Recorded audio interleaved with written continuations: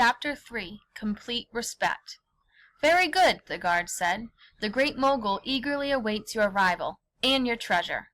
"What treasure?" thought Jack. "What is Annie talking about?" "You may pass through the gate," said the guard. "Follow the other ambassadors to the hall of public audience, where the Great Mogul appears each morning before his court nobles." "Thanks," said Annie. She pulled Jack along toward the drawbridge. "And do not worry," the guard called after them. "The Great Mogul will not mind your youth. His grandfather became emperor when he was 13. "Super! Thanks!" Annie called back. "Hey, what are you talking about back there?" Jack whispered as he and Annie started across the bridge. "We didn't bring any treasure for the Great Mogul. We didn't bring anything." "Yes, we did," said Annie. "What? Tell me what," said Jack. "Your story," said Annie. "It's in your bag, right?" "You've got to be kidding," said Jack. "That's not treasure." "Yes, it is. Think about it." "You printed your story in fancy curly type from the computer, right?" said Annie. "I did my drawings with sparkle pens. There were no computers or sparkle pens 400 years ago. The Great Mogul has never seen writing and artwork like that. Our ordinary stuff would be treasure in his time." I don't know." Jack didn't know what to think. He just shook his head. "It would be, trust me," said Annie. "And hurry. We don't want to lose the other ambassadors." She ran to the entrance of the Red Fort. Jack followed her. They passed through a gateway that opened onto a stone road. The road led to a large square. At the opposite side of the square was a long, low building with columns and arches. "There they are," said Annie. She pointed to the ambassadors' ox carts rolling toward the building. "That must be the hall of public audience," said Jack. Jack and Annie walked quickly toward the building. The air felt as if it were coming from a hot furnace. By the time they arrived at the hall, Jack felt faint from the heat. The ambassadors from Europe had already gone inside. Fierce-looking guards stood at all the entrances. Daggers and curved swords hung from their belts. Annie walked up to one of the burly guards. "Excuse me," she said in a low voice, "but we are ambassadors from Frog Creek, and we are supposed to be with those other ambassadors." To Jack's surprise, the guard asked no questions. He nodded and gestured for them to follow him. Annie and Jack followed the guard into the shadowy hall. The air inside was much cooler. It smelled of roses and mint.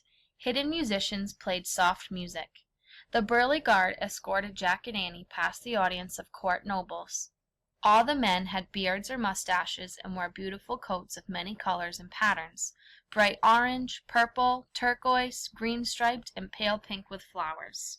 Next to the nobles, the 8 ambassadors from Europe stood along a silver railing. They were lined up in pairs. The burly guard ushered Jack and Annie to the end of the line. Everyone in the hall was facing a high platform with wide steps. The platform was made of sparkling diamonds, emeralds, and pearls. Gold columns supported a golden canopy above the platform. Statues of 2 jeweled peacocks with rubies in their beaks were perched above the canopy. Over the golden canopy was another canopy of rich cloth. Tall, thin candlesticks held flickering candles, and servants sprayed rose-scented water into the air. As Annie looked around at everything, Jack slipped their book out of his bag. He handed over it and read it to himself. Every morning the Great Mogul sat on his peacock throne in the hall of the public audience. He demanded complete respect. Everyone had to be perfectly still and silent in his presence. No one was allowed to sit or leave as long as he was in the hall. If his guests spoke to him without permission or did not bow the proper way, he could have them killed. "Oh, man," thought Jack. He shoved the book back into his bag and turned to Annie. "Don't speak," he whispered, "and we have to bow the proper way."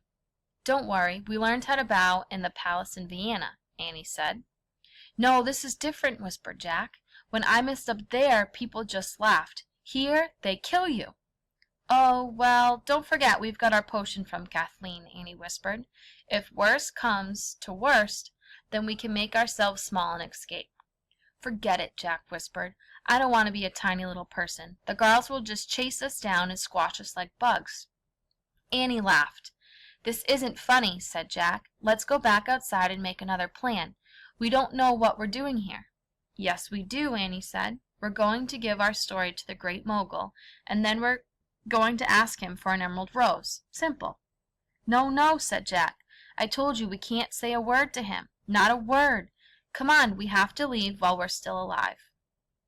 Annie sighed. "Okay, fine," she said. But as Jack and Annie turned to go, trumpet blasts shattered the air. The trumpet sounds were followed by deafening drum rolls. Shah Jahan, the Great Mogul of India, stepped through the door at the back of the hall.